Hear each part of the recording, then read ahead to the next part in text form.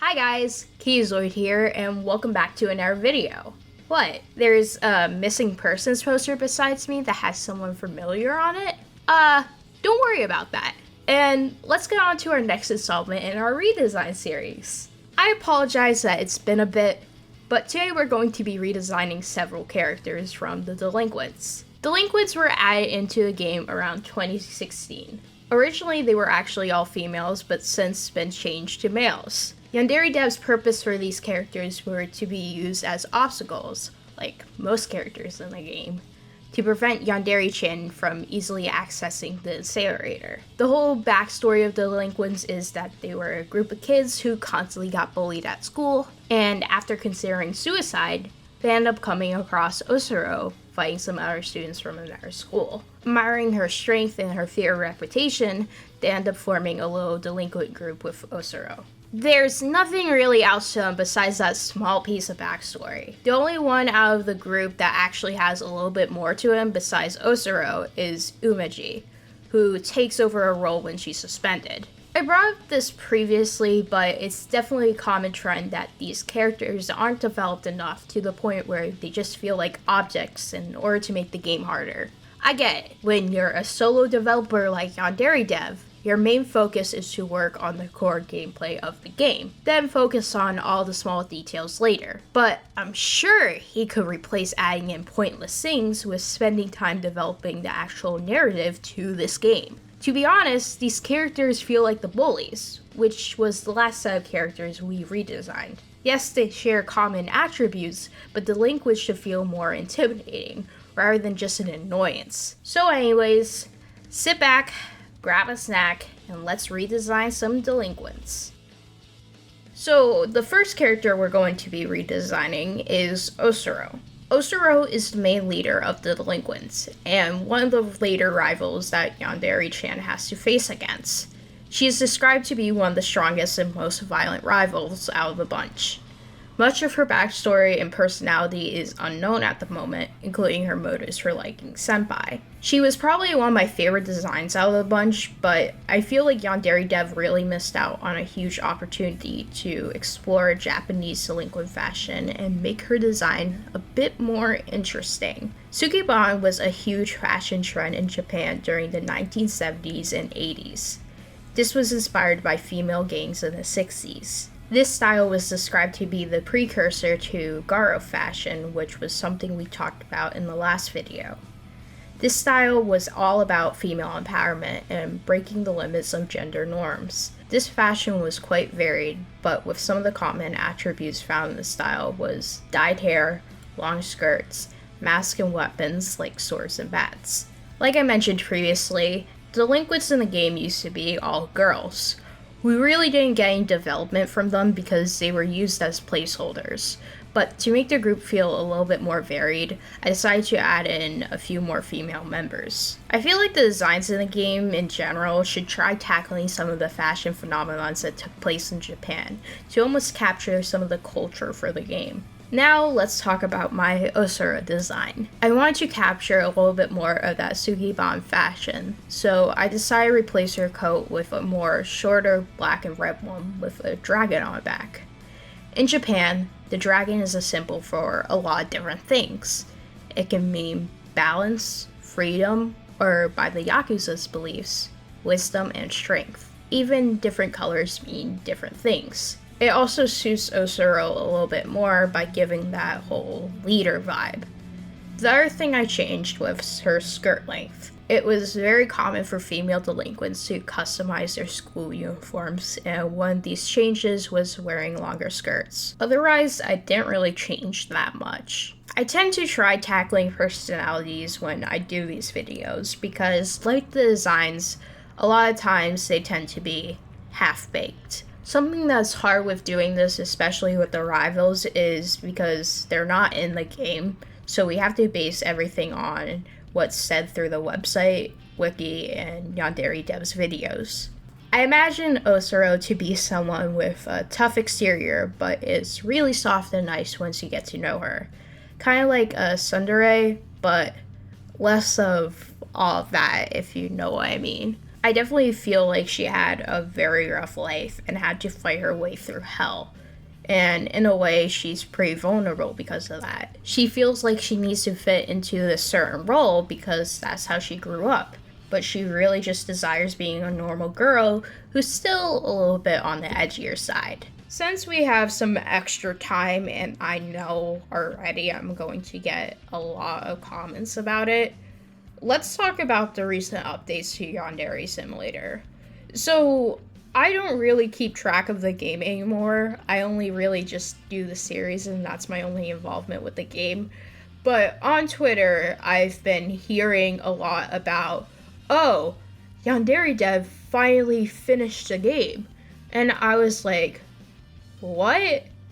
He managed to finish the game within like a few months after releasing Osana, and I looked into it more, and apparently he's going to be releasing a build with rivals in it. Like, it's supposed to be all the rivals. But I found out that this is a test and it's using rivals from a different mode, so it's not the official rivals. And this is to get criticism back on the gameplay. And I don't know what to think because I just feel like this is pointless. Like I said previously, these aren't the official rivals. And there is so much more Yandere Dev needs to add to the game.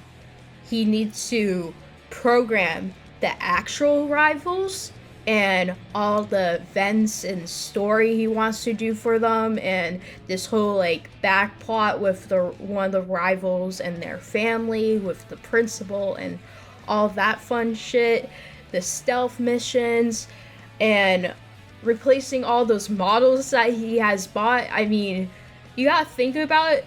The models that he currently uses for the characters in the game are still those store-bought Unity assets.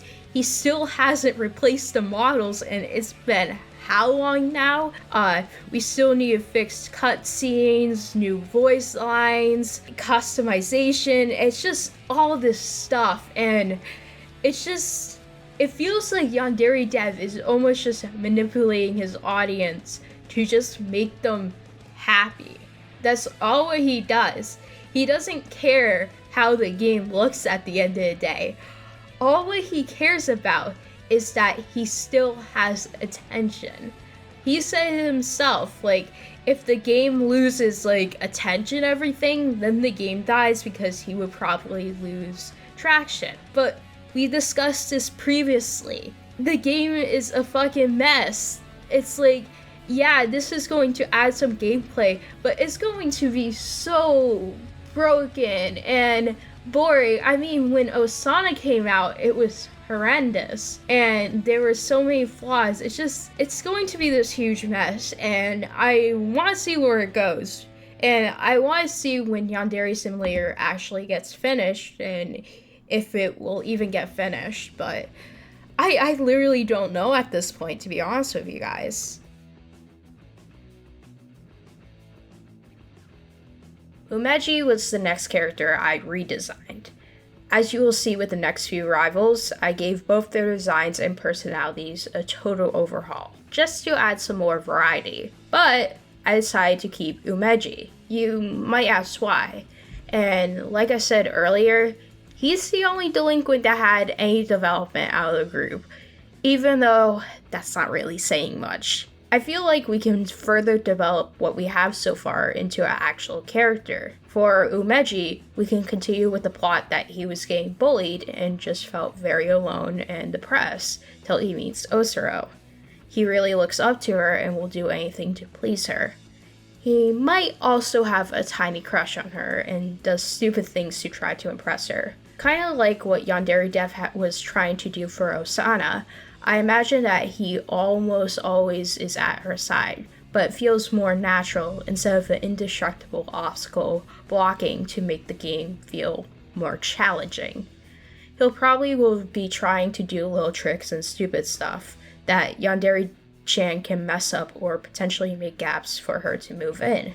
She can also go the other way and try to give Umeji advice on how to impress Osoro, kind of like how the current matchmaking system works in the game. For his design, I wanted to make it look a little bit more unique, because previously all the delinquents looked pretty much the same, except for a slightly different hairstyle, different scar placement, and a sign color, kind of like the school bullies. You can still keep the color theme, but there still has to be a little bit more variation to make them more distinct. I made his hair more pushed back and shaved the sides. I also have him wearing more piercings and jewelry. Something about delinquent fashion that is never touched upon in this game, besides a little bit with Osoro, is the customization of the school uniform. I wanted every design to have a unique feature, and for Umeji's case, I wanted to show off his arms, so I gave him a sleeveless male uniform. I know hypothetically this would never fly in a real school, but come on, have you seen how some of the other characters dress? I was a little bit uncreative when it came to weapons. Most of the delinquents have bats, but to make them a little bit more distinct, I decided to add certain features that could potentially make them more dangerous. In Umeji's case, he has some nails sticking out of his bat.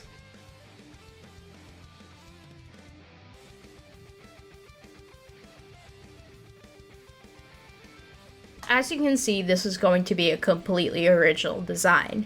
I don't have a name for any of these characters that I'm making from scratch, so feel free to make suggestions in the comments.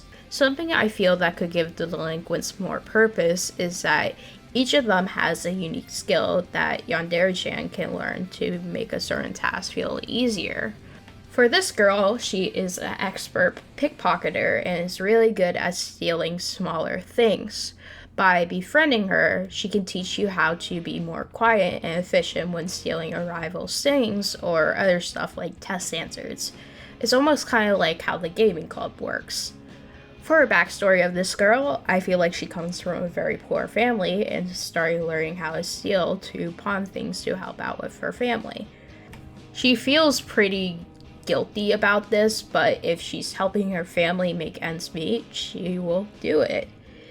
In reality, she's a really smart girl. She always gets very high test scores and grades. The school guidance counselor sees this and encourages her to join the science club or something else to get her out of the influence of the delinquents, along with teaching you how to steal small things. If you befriend her enough, she might help you study a bit to increase some of your skills in the academics. For her design, her designated color was purple. I gave her some ponytails and some heavier makeup. She also carries around a bat with some spikes attached. She also tends to carry around a small satchel that holds items that she stole. She can sell you them at a slightly more inflated price, or you can try stealing them. You can play that game. As you can tell, I tend to prefer to draw a lot more feminine characters. One of my tasks this year was learning how to draw more masculine characters. It's been slowly paying off by me creating a lot more male OCs and also doing some commissions. So hopefully you will start to notice a change. For this delinquent special skill, he is an expert lockpicker. He can teach you the skill, or you can do him some favors so he can help you out in certain situations. I imagine that there has to be a lot of closed off areas in the school where you can access certain tools, and he can be of great help. His little backstory is that his dad is literally a locksmith. He learned from his dad how to fix locks and also pick them. When he was younger, he tended to practice at school to get things locked away, and it kind of caused him to start to get in trouble over time. His father has gotten furious at him for using his skill for selfish reasons. He really just wants to make his dad proud, and he feels a little bit guilty about that. He was a bit of a loner when he got into the academy, but once he found the delinquents, he felt like he fit in with the other misfits. For his design, his color was red, so I gave him some more reddish brown hair. He does have a few scars due to the altercations when he got confronted when he picks locks. He also has a basic bomber jacket with a red striped shirt, and he also has a pair of Jordans that he might have stole. Just don't tell anyone. Next, we have another female delinquent. I really like her design for some reason, and I think it has to do with her face. Out of all the delinquents except Osoro, she's probably the strongest. She really likes to fight, and she was formerly in the martial arts club, but got kicked out due to her violent and aggressive nature. She's very hyper, yet also very short. Her special skill is hand-to-hand combat. Yandere can learn from her more forceful moves that can knock out her enemy or even kill them. She genuinely misses her time in the martial arts club and even has feelings for one of the members. You tend to see her alone in some areas punching something to get out her anger because she's just so frustrated with herself. She tends to also compete in underground boxing events, which you can also go to and potentially even compete in, which can also teach you some things. For her design, I gave her some wild hair held back by a headband and her ponytail. She has this mysterious red substance on her face and bandages that are totally not blood. She also carries around a pair of brass knuckles to use for fighting.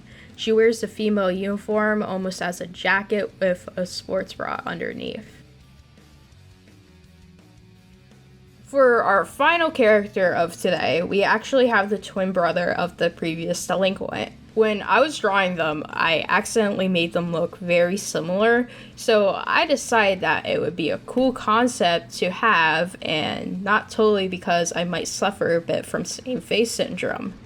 For this guy's special skill, it's manipulation, because, gaslight, gatekeep, girl boss.